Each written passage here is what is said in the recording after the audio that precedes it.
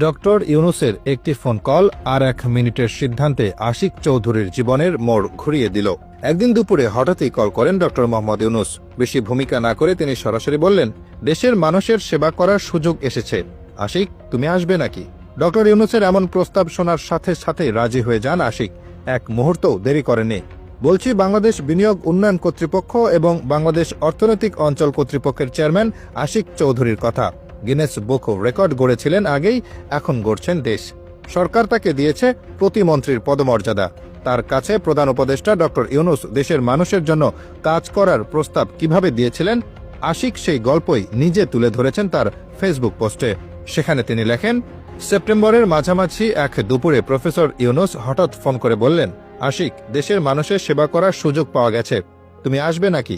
আমি নন্দিনীকে জিজ্ঞেস না করেই রাজি হয়ে গেলাম। জানতাম ও কোনোদিন মানা করবে না। সুতরাং 59 সেকেন্ডের এক হোয়াটসঅ্যাপ কলে আমরা সিঙ্গাপুরের বিলাসী জীবন ছেড়ে ছুড়ে দেশের পথে রওনা দিলাম বিনিয়োগ উন্নয়ন কর্তৃপক্ষের দায়িত্বে, বন্ধুদের ভাষায় বাংলাদেশের চিফ মার্কেটিং অফিসার হিসেবে। গত 1 মাস শুক্র শনিবার সহ দিনে 18 ঘন্টা কাজ করেও কুল পাচ্ছি না। প্রায় 250 সিইও ব্যবসায়ীদের সাথে কথা বলে বোঝার চেষ্টা করছি তাদের সমস্যাগুলো কোথায় আর কি করে তার সমাধান করতে পারি। নতুন ইনভেস্টমেন্ট কিভাবে আনতে পারি চেষ্টা চলছে। ফেল করা যাবে না, আমরা জনগণের সরকার, তাই প্রত্যাশা অনেকটা জাতীয় ক্রিকেট দলের মতো।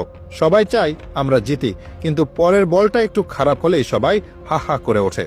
আশিক চৌধুরী আরও লেখেন, team selection, bowler selection, field setting এসব নিয়ে নানা সমালোচনা।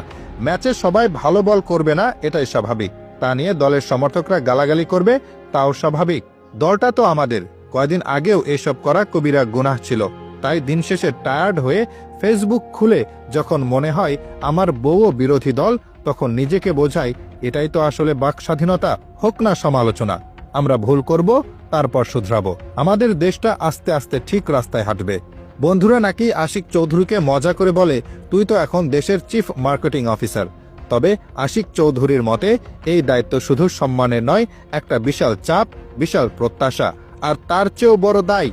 এই 1 মাসে কোনো সপ্তাহে ছুটি কাটাননি তিনি। তার কাজ হলো নতুন বিনিয়োগ আনা, দেশি বিদেশি উদ্যোক্তাদের আস্থা ফিরিয়ে আনা, অর্থাৎ বাংলাদেশকে তুলে ধরা পুরো বিশ্বের সামনে। আশিকের জন্ম চাঁদপুরে, তবে তার বাবার পোস্টিংয়ের কারণে তার শৈশব কাটে যশোরে। তিনি সিলেট ক্যাডেট কলেজে পড়াশোনা করেছেন। ঢাকা বিশ্ববিদ্যালয়ের ব্যবসা প্রশাসন ইনস্টিটিউট থেকে স্নাতক সম্পন্ন করেছেন। লন্ডন বিজনেস স্কুল থেকে ফাইন্যান্সে স্নাতকোত্তর সম্পন্ন করেছেন তিনি। আশিক তার কর্মজীবন শুরু করেন ব্রিটিশ আমেরিকান টোব্যাকোতে আঞ্চলিক অফিসার হিসেবে। 2006 সালে তিনি স্ট্যান্ডার্ড চার্টার্ড